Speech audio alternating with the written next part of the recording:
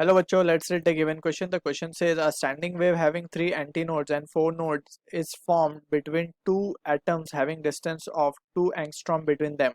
The wavelength of the standing wave is option A given है 1.33 angstrom, option B given है 6 angstrom, option C is 14 angstrom, option D is 8 angstrom. Alright, so यहाँ पे we need to understand the condition for antinodes and nodes. So we know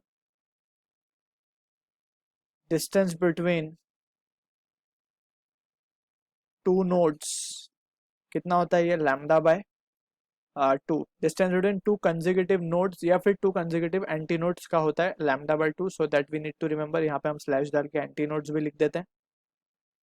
alright, अब हम बात करते हैं distance between node and anti node. Distance between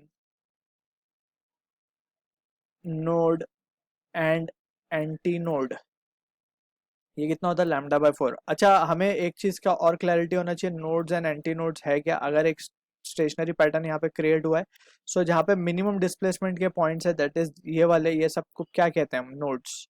alright, so ये दो fix rigid support हम मान लेते हैं.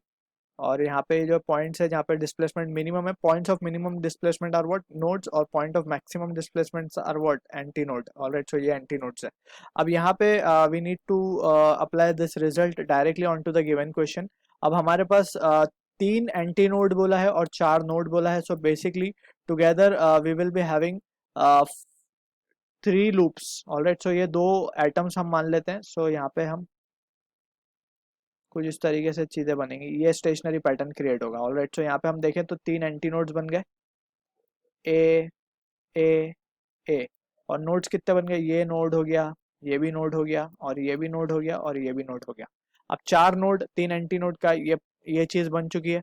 अभी हमसे पूछ रहा है wavelength of the standing wave. अब हम अगर बात करें इस लेंथ की, सो ये लेंथ हम डायरेक्टली कैलकुलेट कर सकते हैं in terms of what, in terms of, और ये लेंथ हमें गिवन भी है 2 एंगस्ट्रॉम. ऑलराइट, सो ध्यान से देखिए, डिस्टेंस बिटवीन टू सोर्स या फिर टू एटम्स, एटम A1, ये हम कह देते हैं एटम A1 है ये, और ये एटम A2 है. सो यहाँ पे वी कैन से डिस्टेंस, यहाँ पे 2 नोड 3 नोड 4, मतलब 2 नोड के बीच की दूरी जो है हमने लिखा है lambda by 2. So lambda by 2 plus lambda by 2 plus lambda by 2, so हो जाएगा ये 3 lambda by 2. So L will be equals to 3 lambda by 2. अब L तो हमें 2 एंगस्ट्रॉम भी गिवन है. Alright, so we can say therefore lambda क्या हो जाएगा हमारे, lambda would be equals to 4 by 3 angstrom, और 4 बाय 3 का मतलब ये होता है कि 1.33 एंगस्ट्रॉम हो जाएगा. That is what the value of lambda और वेवलेंथ वी आर गेटिंग. और अगर हम ऑप्शंस देखें, सो ऑप्शन ए हमारा राइट आंसर होगा in this case. I hope you understood the solution. All the best.